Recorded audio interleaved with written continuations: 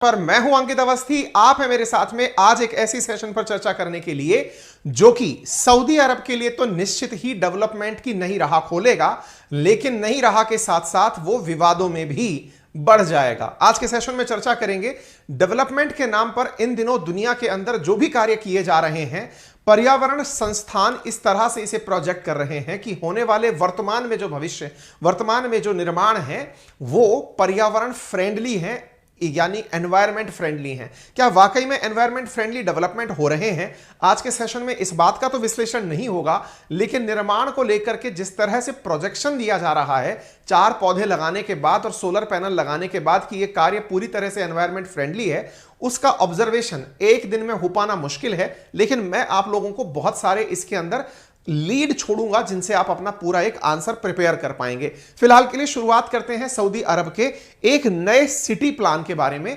आपको याद होगा, और अगर याद हो तो कमेंट बॉक्स में मुझे बता दीजिए, सऊदी अरब ने कुछ समय पहले ही, हमने उस पर सेशन भी किया है, अपनी एक सिटी बसाने की बात की थी जो कि एकदम सीधी लाइन जैसी सिटी बननी थी। उसका नाम क्या है? अगर आपको याद है तो कमेंट बॉक्स में बता दें। कुछ ही समय पहले सऊदी के द्वारा घोषणा की गई थी। आज एक ऐसे ही इनकी कैपिटल सिटी रियाद के अंदर एक तरह से कॉलोनी बसाने का काम किया जा रहा है जिसका नाम हो रहा है द मुकाब, लेकिन उसका सऊदी की इस फ्यूचर प्लानिंग का मुसलमानों के द्वारा विरोध किया जा रहा है। उसके पीछे क्या रिलीजियस सेंटीमेंट है वो भी हम आज के सेशन में आप लोगों को चर्चा के दौरान बताएंगे। आप कमेंट बॉक्स में मुझे तब तक ये बता दीजिए कि वो पर्टिकुलर जगह कौन सी थी जो सऊदी के द्वारा एक लाइन सिटी के रूप में डेवलप की जा रही थी। चलिए आगे बढ़ते हैं साथियों। फिलहाल की सुर्खियों में जैसे आप यहां देख रहे हैं, Saudi Arabia announces next mega project, video is viral. वो वीडियो भी दिखाऊंगा जो वायरल हुआ है, जिसे देख करके एक बार के लिए ऐसा लगता है कि ये किसी हॉलीवुड मूवी जैसा है।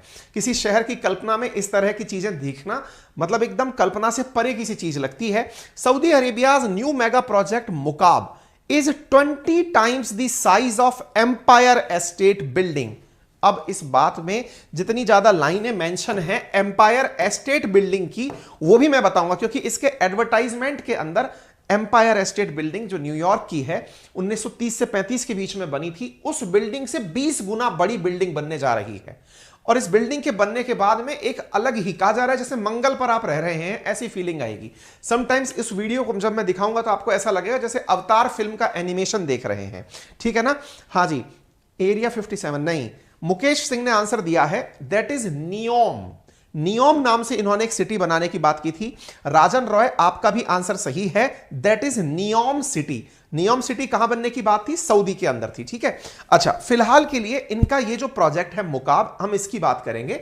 आप यहां पर देख सकते हैं, what is Saudi Arabia's giant cube shaped skyscraper Mukaab the size of 20 empire state building. ठीक है, अब यहां पर जो न्यूज है वो ये है कि Muslim reacts to plan for new Kaaba development in Saudi capital. अब एक शब्द यहां पर निकल कर आता है, मैंने तो मुकाब कहा है, मुकाब जहां तक सब जगह चर्चा में चल रहा है, मुकाब मुकाब, ये देखिए मुकाब, और अचानक इस न्यूज की हेडिंग में आप देखते हैं न्यू काबा।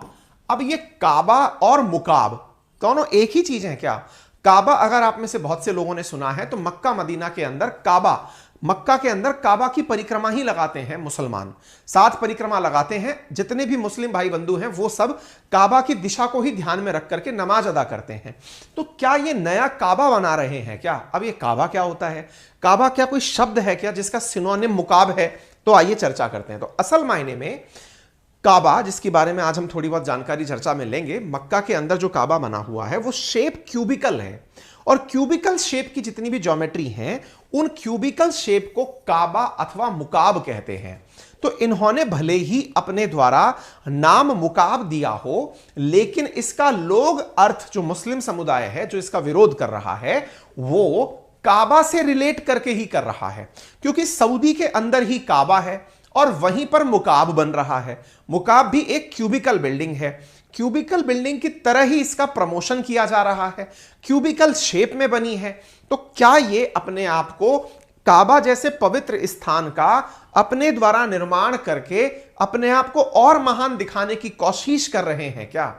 जहां तक बात की जाए काबा की, जो कि रिलीजियस स्पेस है, जो कि एक पवित्र स्थल है, उस पवित्र स्थल की तुलना में अगर मुकाब बनाने की बात हो रही है जिसमें पूरी तरह कैपिटलिस्ट फीचर डलेंगे, जिसमें हॉस्पिटलिटी होगी, जिसके अंदर पूरी तरह से होटल्स बनेंगे, लोगों के रहने के स्थान होंगे, मार्केट प्लेस होगा, तो क्या काबा को कम करने का प्रयास किया जा रहा है? क्या काबा का इंसल्ट करने का प्रयास किया जा रहा है मुकाब बनके? यह मुस्लिम वर्ल्ड के अंदर कंट्रोवर्सी का बहुत बड़ा कारण बन रहा है। हमारे इस सेशन में जिस चीज के बारे में आज चर्चा की जाएगी दैट इज एनवायरमेंट फ्रेंडली। बहुत सी जगह कंस्ट्रक्शन को इस तरह से ट्रीट किया जाता है कि ये एनवायरमेंट फ्रेंडली है। नियम को भी यही ट्रीटमेंट दिया गया था और इसको भी यही ट्रीटमेंट दिया जा रहा है कि इट इज एनवायरमेंट फ्रेंडली, तो हम उसका भी एनालिसिस करेंगे। फिलहाल के लिए हम थोड़ा सा आपको नक्शे पर सऊदी अरेबिया दिखा देते हैं और जिस जगह की चर्चा हो रही है उसे भी दिखा देते हैं। साथियों, इंडिया का मैप आपको यहां पर विजिबल है। इंडिया के पश्चिम की तरफ जब आप चलते हैं तो गल्फ कंट्रीज दिखाई देती हैं। गल्फ कंट्रीज में आपको सऊदी दिखाई देता है। सऊदी के बीचों बीच में से ट्रॉपिक ऑफ कैंसर पार होती हुई दिखाई देती है, यानी इंडिया के साथ साथ ट्रॉपिक ऑफ कैंसर पर सऊदी भी डला हुआ है। इस ट्रॉपिक ऑफ कैंसर के उत्तर की तरफ आपको एक शहर दिखाई देता है जिसका नाम है रियाद। जिस जगह की चर्चा हो रही है दैट इज रियाद। रियाद के अंदर डाउनटाउन, डाउनटाउन का अर्थ होता है शहर के एक और किनारे की तरफ, जैसे शहर मेन बसा हुआ है उससे दूसरी तरफ एक एरिया में इस प्रकार की बिल्डिंग बनाई जा रही है जिसका नाम मुकाब है। देखने में यह पूरी तरह क्यूबिकल लग रही है।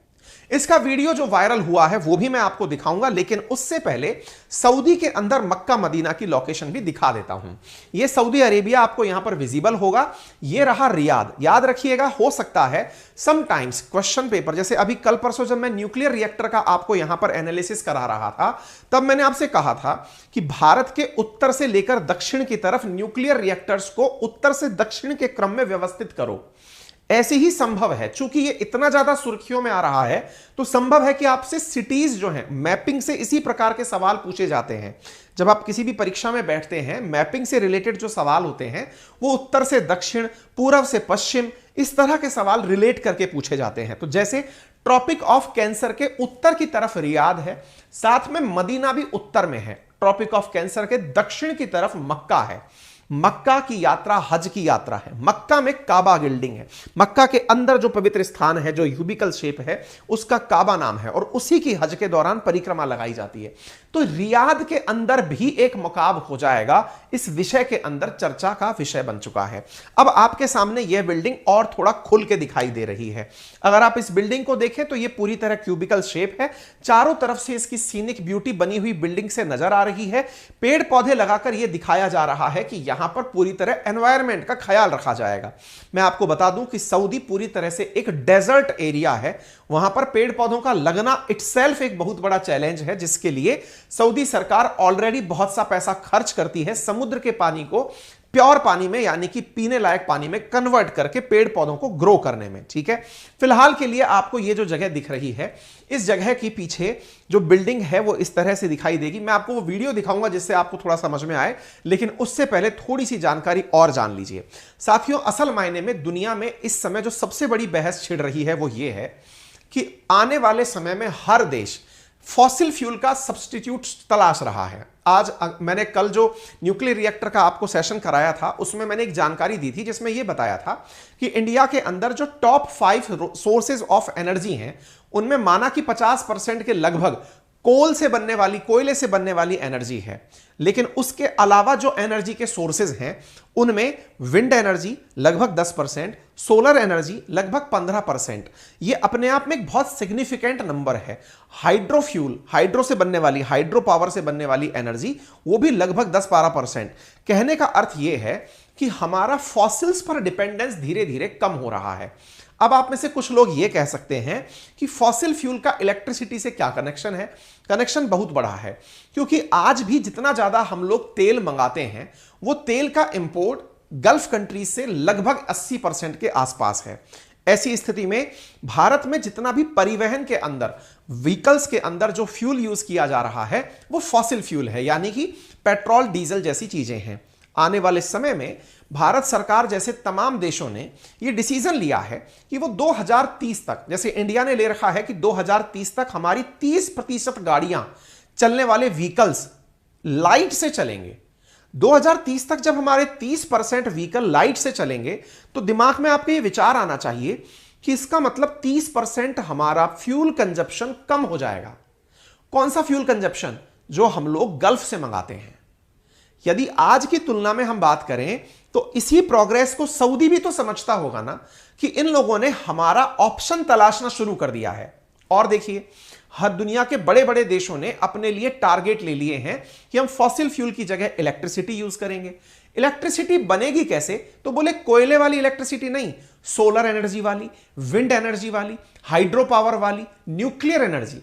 इंडिया खुद 50% बिजली आज पैदा नॉन फॉसिल फ्यूल की तरह कर रहा है, यानी उस तरह के अपदार्थों से बना रहा है जिसका कोई प्रदूषण नहीं है। अब जब हम इतना बड़ा मात्रा में लगभग 50% के आसपास बिजली का उत्पादन कर रहे हैं बिना पेट्रोल डीजल और प्रदूषण फैलाए, और उनका उपयोग करके हम इलेक्ट्रिसिटी ड्रिवन अपना ट्रांसपोर्टेशन कर ले जाएंगे, तो विचार करिए, ये तो 2030 की बात है। 2000 इस पूरे दशक में जब 30% व्हीकल ऐसे हो जाएंगे तो अगला जो दशक होगा उसमें तो शायद यह नंबर 60% तक पहुंच जाएगा, 70% तक पहुंच जाएगा। तो विचार करिए, आज से 25 साल बाद इंडिया में जहां हर तरफ आपको इलेक्ट्रिक व्हीकल मेजॉरिटी में दिखने लगेंगे, विचार करिए उस समय सऊदी के हालात क्या होंगे। बोले क्यों? अरे भाई, गल्फ कंट्रीज के लिए मेजर ऑयल एक्सपोर्टिंग कंट्रीज कौन सी हैं? गल्फ कंट्रीज किसको तेल बेचती हैं? या तो चीन को बेचती हैं या इंडिया को बेचती हैं। सबसे ज्यादा पॉपुलेशन भी है ना हमारे पास। अब ये दोनों ही देश इलेक्ट्रिसिटी पर निकल लिए। इसका मतलब आप जब प्लान कर सकते हो कुछ बड़ा कि हम इस तरह का सब्स्टिट्यूट कर देंगे, तो इन्हें भी तो अपना भविष्य तलाशना है। इसी को ध्यान में रखते हुए सऊदी ने विजन 2030 जारी किया था। सऊदी का विजन 2030 यह था जिसे सऊदी विजन 2030 कहा जाता है। इंडिया ने कहा ना कि 30% व्हीकल हमारे इलेक्ट्रिसिटी से चलेंगे, तो सऊदी ने भी कहा कोई बात नहीं, आप अपने व्हीकल चलाइए, हम अपने यहां कुछ और बना लेंगे। क्या बना लोगे? तो हम अपने देश को उस पैसे से जो फिलहाल तेल बेच के हमें मिल रहा है, हम अपने आप को एक डेवलप्ड कंट्री बना लेंगे। जैसे उदाहरण के लिए आज आप जब चर्चा करते हैं सिंगापुर की, सिंगापुर कुछ भी नहीं बेचता, बहुत छोटा सा देश है। कुछ भी नहीं बेचता से मतलब क्या है? अजी साहब, खूब सारा एक्सपोर्ट आता है वहां से। अरे साहब, दुनिया भर के देशों ने अपने द्वारा वहां ऑफिसेज खोल लिए हैं। सऊदी के जो सिंगापुर के अंदर पोर्ट ऑफ कॉल फैसिलिटी है, और उसके नाम पर वहां पर डेवलपमेंट इतना उच्च स्तर का है कि हर देश का कोई ना कोई कंपनी वहां पर बना हुआ है। एक प्रकार से उनने सारी फैसिलिटी उपलब्ध करा दी। ऐसे ही जो स्थिति अभी फिलहाल आपको नजर आती है सऊदी की, 1 मिनट वेट करिएगा, मैंने जल्दबाजी में प्लग इन करना भूल गया था। ऑन हो गया, ठीक है। तो ऐसी ही स्थिति अगर मैं और देशों में आपको बताऊं जिससे आपका दिमाग थोड़ा सा इस दिशा में आगे बढ़े, जैसे हांगकांग की आप बात करेंगे, तो हांगकांग भी एक जैसा, मतलब लगभग ऐसी ही चीज है, जहां पर तरक्की के नाम पर खुद की कोई पैदावार तेल की नहीं है, ना ही कोई बहुत बड़े खजाने मिल गए हैं, लेकिन अपने आप को ऐसा विकसित कर लिया है कि वो दुनिया भर के लिए एक काम करने की जगह बन गया है। इसी तर्ज पर यूएई ने अपने यहां दुबई को डेवलप किया। यूएई ने जैसे दुबई को डेवलप किया, आज दुबई से लोग तेल खरीदने नहीं जाते हैं, दुबई में ऑफिसेज हैं। इंडिया के अंदर प्रोग्रेस का आजकल रूट बदल गया है। इंडिया के जो छोटे मोटे स्टार्टअप्स हैं या बड़ी छोटी मोटी कंपनीज हैं, वो जब अपने लोकल शहर में ग्रो कर लेती हैं तो वहां से एक कदम उठ करके बेंगलोर पहुंच जाती हैं कि अब हमारा ऑफिस बेंगलोर होगा। बेंगलोर में जब छोटा मोटा ग्रो कर लेते हैं तो एक स्टेप आगे बोले अब अपना अगला ऑफिस दुबई में होगा। फिर थोड़ा बहुत और आगे बढ़ जाते हैं तो बोले अब अमेरिका चलेंगे। तो एक प्रकार का हॉल्टिंग प्लेस बन चुका है दुबई, ठीक है। सऊदी ने इसी प्रकार से एक लेसन सीखा कि क्यों ना हम दुनिया को अपने यहां आकर्षित करें। आकर्षित करने के लिए क्या किया जाए? डेवलपमेंट को प्रेफर किया जाए। डेवलपमेंट प्रेफर होगा तो क्या होगा? आपके दिमाग में सवाल आएगा, सर लेकिन तेल का सब्स्टिट्यूट थोड़ी बन जाएगा। अरे क्यों नहीं बन जाएगा भाई? जब बड़ी बड़ी कंपनीज आपके यहां पर काम करेंगी तो वो जो पैसा अर्न करेंगी उसमें से टैक्स आपको देंगी। तो उसको ध्यान में रखकर आपको मालूम होगा कुछ दिनों पहले जो कतर में फीफा वर्ल्ड कप हुआ था, कतर ने इतना इन्वेस्टमेंट क्यों किया? उन्हें पता चल गया कि तेल की चीजें आगे तक नहीं चलने वाली हैं। डेवलपमेंट इतना कर दो, प्रमोशन इतना कर दो कि आने वाले समय में लोगों को आप वर्क डेस्टिनेशन लगने लगे। आज यूके पुराना यूके नहीं है। ब्रिटेन जो है वो पुराना वाला ब्रिटेन नहीं है। ब्रिटेन पहला क्या था? दुनिया भर के अंदर इंडस्ट्रियल एरा के अंदर, औद्योगिक काल के अंदर सामान निर्माण करके भेजने वाला देश था। इंडिया में हम क्या कहते थे? कच्चा माल ब्रिटेन जाता था, बना बनाया माल आता था, इंडस्ट्रीज थी, मैनचेस्टर जैसी जगह थी। आज क्या है? बेरोजगारी है। लेकिन उस पैसे से उन्होंने वो डेवलपमेंट कर लिया कि क्वालिटी ऑफ लाइफ के लिए लोग आज खुद से माइग्रेट करने वहां के अच्छे कॉलेजेस में पढ़ने जा रहे हैं, वहां घूमने जा रहे हैं, वहां रहने जा रहे हैं। उनकी इकोनॉमी अपने आप चलने लग गई। यूरोप के अधिकांश देश जो पहले कभी उपनिवेश बना के घूमते थे, पैसे लूटते थे, वो आज क्या बन चुके हैं? आज दुनिया के लिए एक घूमने की जगह बन चुके हैं। लोग बढ़िया मात्रा में पैसे खर्च करते हैं, उनकी गजब इकोनॉमी चल रही है, बिना कुछ किए काम चल रहा है। समझ में आ चुका होगा। इस विजन को सऊदी समझ रहा है और सऊदी ने इसी को ध्यान में रखते हुए 2030 का विजन दिया था। और उस विजन में इन्होंने इस प्रकार की प्लानिंग की थी कि हम आने वाले समय में कुछ ऐसी चीजें बना लेंगे जो कि बिल्डिंग के हिसाब से, है ना, किंग सलमान ब्रिज बना लेंगे, अरामको को और ज्यादा फायदा दे देंगे, लोगों को रहने के लिए ग्रीन कार्ड फैसिलिटी दे देंगे, पावर वाटर सप्लाई दे देंगे, मिलिट्री स्पेंडिंग को आत्मनिर्भरता की तरफ ले आएंगे, करप्शन फ्री कर देंगे, अनएम्प्लॉयमेंट घटा देंगे। ऐसी चीजों को ध्यान में रखते हुए उस भविष्य के लिए इन्होंने 2030 को ध्यान में रखते हुए रियाद के अंदर इस मुकाब नाम की बिल्डिंग का निर्माण शुरू किया है। मेरे हिसाब से अब आपको विजन, उन्होंने तो नहीं बताया क्या सोचते हैं, अंदर की बात क्या है, लेकिन मेरे बताने से शायद थोड़ी क्लैरिटी आपके दिमाग में आ गई होगी। तो ये कैसी बिल्डिंग बनाने वाले हैं? तो देखिए, इन्होंने जो तुलना की है ना, वो न्यूयॉर्क के अंदर एक बिल्डिंग है जिसका नाम है, ये देखिए, the building was designed by the Lamb and Harmon, built in 1930 to 1931। ये एम्पायर स्टेट है न्यूयॉर्क के अंदर। इनका मानना है कि जो न्यूयॉर्क के अंदर एम्पायर स्टेट नाम की जो बिल्डिंग है, उससे 20 गुना ज्यादा स्पेस के साथ हम दा मुकाब बनाएंगे।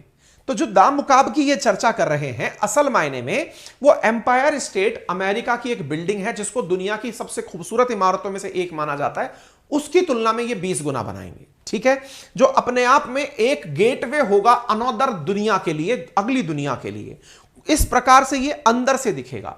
400 मीटर चौड़ा, 400 मीटर ऊंचा, 400 मीटर लंबा होगा। Biggest than 20 empire state Building जो है उनके 20 गुना ज्यादा बड़ा होगा। इसके अंदर हर तरह की फैसिलिटी, 4 लाख मीटर स्क्वायर के अंदर हॉस्पिटलिटी, रिटेल और लेजर। इसके साथ साथ जो आइकॉनिक लैंडमार्क इसके अंदर बनेंगे वो अपने आप में ऐसे होंगे कि दुनिया उसकी कल्पना केवल इमेजिनेशन में कर सकती है। 2.5 करोड़ वर्ग किलोमीटर से ज्यादा का फ्लोर स्पेस बनेगा, क्योंकि बहुत ऊंची बिल्डिंग बनेगी। 1 लाख आवासीय इकाइयां होंगी। 9000 से ज्यादा उस एरिया के अंदर होटल बनेंगे, होटल के कमरे बनेंगे। 9.8 लाख स्क्वायर मीटर का रिटेल स्पेस जहां दुकानें होंगी। 14 लाख स्क्वायर मीटर का ऑफिस स्पेस जहां पर लोग ऑफिस खोल सकेंगे। 6.2 लाख स्क्वायर किलोमीटर का लीज स्पेस इसके अंदर डेवलप किया जाएगा। और जिस जगह इसको बनाया जाएगा वहां से एयरपोर्ट मात्र 20 मिनट में पहुंचा जा सकेगा। 2030 तक इन्होंने इस विजन को लिया है।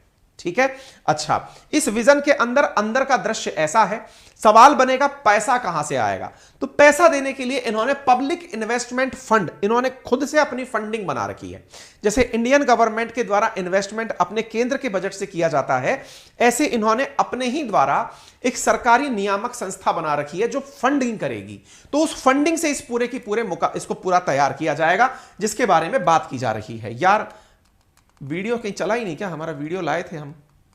अच्छा, वीडियो हैंग हो गया था, रुकिए, आ गया। मैं वही सोचा था वीडियो कहां गया। देखिए, then just place to live in, ये मार्स के कंपैरिजन में चल रहा है। The future is hair.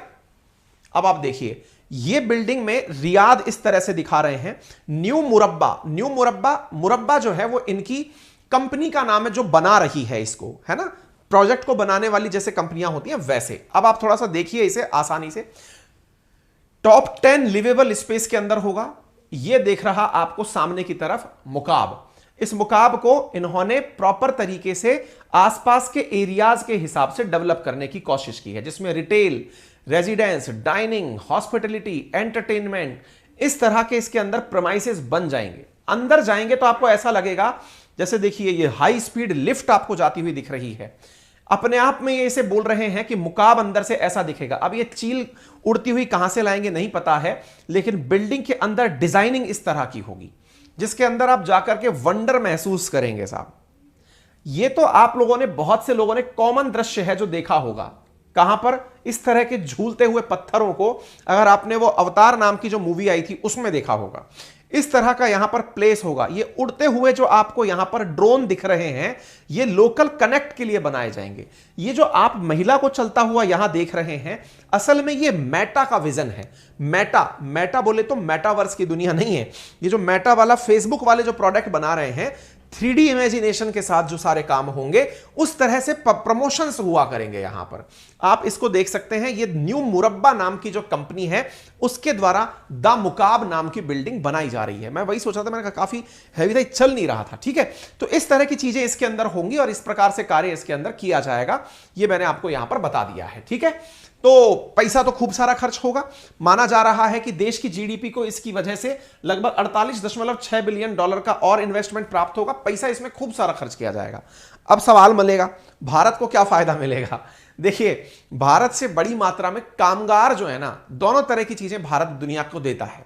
एक दिमाग देता है जो कि चला जाता है अमेरिका, ब्रेन ड्रेन जिसे आप कहते हैं, अमेरिका और या फिर यूरोपियन वर्ल्ड के अंदर चला जाता है, जहां पर हमारे यहां से पढ़े लिखे बढ़िया आईआईटीएन बच्चे बच्चियां जो हैं वो नौकरी की लालच में बाहर चले जाते हैं। आजकल लोग दुबई, सिंगापुर यहां पर भी जा रहे हैं और जाकर नौकरी कर रहे हैं। अच्छा, इसी प्रकार से इस जगह पर एक तो रोजगार का अवसर सीधा जब वो कंपनियां बनेंगी तब मिलेगा, लेकिन उसके अलावा भी बड़ी बड़ी मात्रा में देश के जो कामगार हैं, कामगार मतलब लेबरर्स जो हैं हमारे देश से, वो गल्फ में ऑलरेडी काम करने के लिए बड़ी मात्रा में जाते हैं। आपको मालूम होगा, जब अभी फीफा वर्ल्ड कप हुआ था तो उस समय पर भी बड़ी मात्रा में देश से निकल करके लोग कतर गए थे।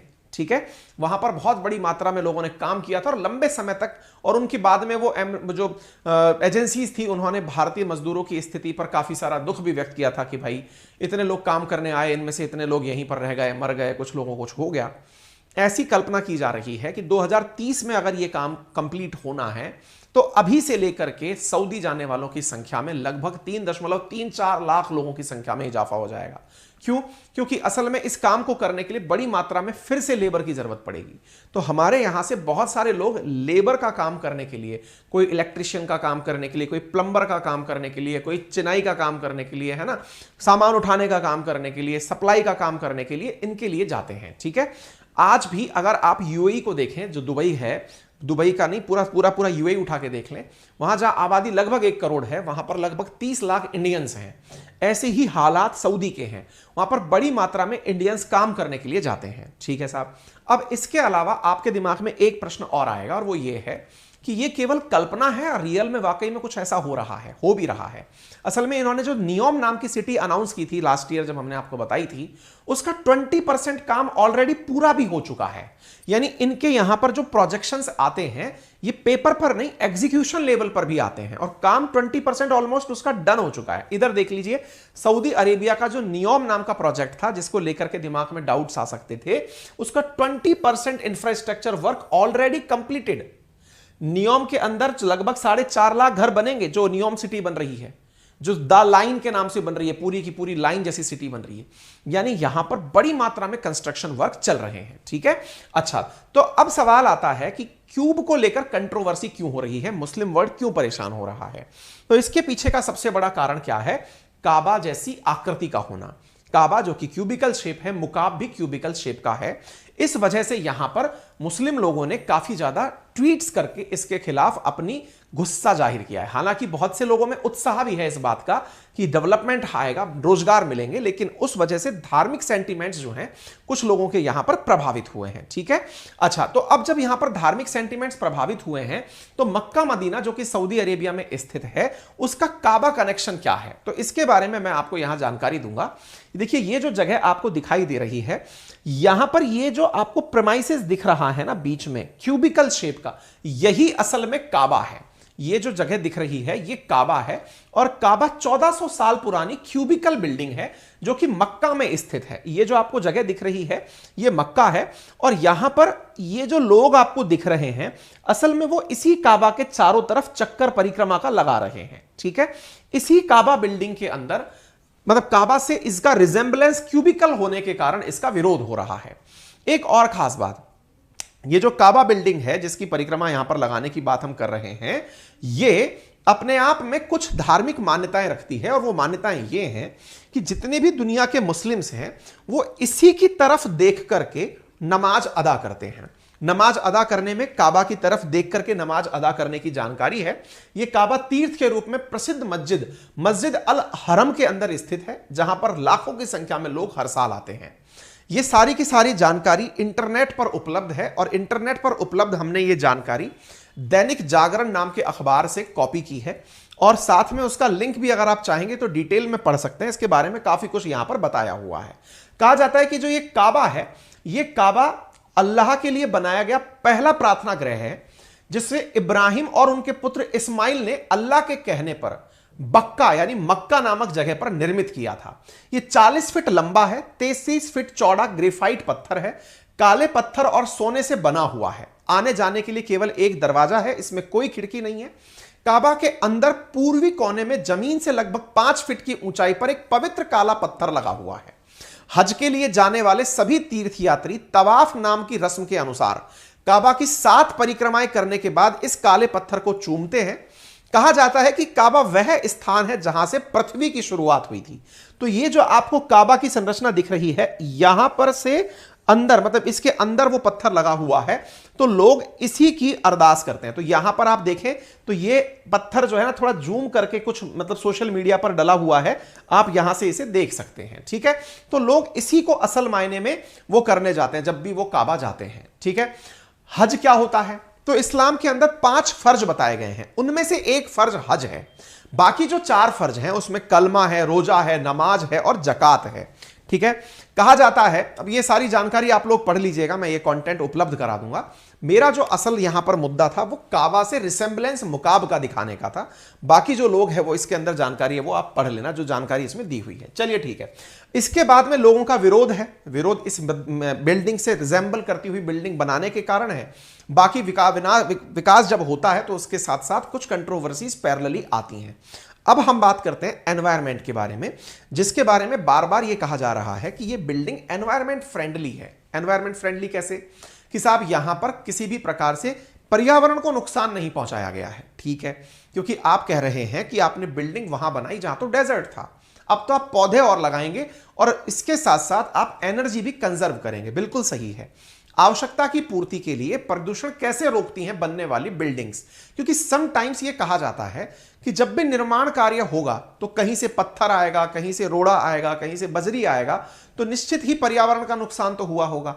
लेकिन ऐसी बिल्डिंग्स को आजकल बनाने में जिन तकनीकों का उपयोग किया जा रहा है, जैसे बिजली, जो कि बहुत ज्यादा पॉल्यूशन का बड़ा कारण है, उसको रिप्लेस करने के लिए सोलर एनर्जी का यूज किया जाता है। वहीं दूसरी ओर पानी, उसे रिसाइकल करके यूज किया जाता है। जहां समुद्र से पानी फिल्टर होकर आएगा, यूज के बाद बचा हुआ पानी फिर से फिल्टर हो जाएगा। यानी एक प्रकार से पानी, बिजली जैसी जो बुनियादी आवश्यकताएं हैं, उन आवश्यकताओं की पूर्ति यहां पर रिसाइकल तरीके से की जाती हैं। यह माना जाता है कि पॉल्यूशन फ्री अगर किसी जगह को रखना है तो उस जगह पर कम से कम ट्रैफिक हो, मिनिमम डिस्टेंसेस हो, वेंटिलेशन प्रॉपर हो। इसी को आजकल एनवायरनमेंट फ्रेंडली बिल्डिंग का कॉन्सेप्ट कहा जा रहा है। आने वाले समय में इसकी भी एनालिसिस निकल कर ये आएंगी कि इस निर्माण के साथ साथ जो और चीजें नुकसान पहुंचाई गई, जैसे जिस पहाड़ को तोड़कर पत्थर आए थे उसका भी तो नुकसान हो गया, जिस नदी के नीचे से बजरी निकलकर आई उसका भी तो रास्ता बदल गया। अब ये डिबेट है साहब। तो इसलिए डेवलपमेंट और एनवायरनमेंट की बातें कभी कभी एक साथ चल नहीं पाती और उनका विरोध होता है। फिलहाल के लिए इतना ही। अगर आपको ये जानकारी पसंद आई हो तो अपने सभी साथियों के साथ साझा करें। RNA बाय अंकित अवस्थी सर हमारा वो प्लेटफॉर्म है जिसके माध्यम से हम आप तक सारी जानकारियां एजुकेशनल लेवल पर पहुंचाने की कोशिश करते हैं। इस चैनल को ज़्यादा से ज़्यादा अपने साथियों से साझा करें, चैनल को सब्सक्राइब करें, अपने परिवार के सदस्यों से, अपने मित्रों से इसे ज़्यादा शेयर साझा करते हुए सब्सक्राइब करवाएं। इसके साथ साथ साथियों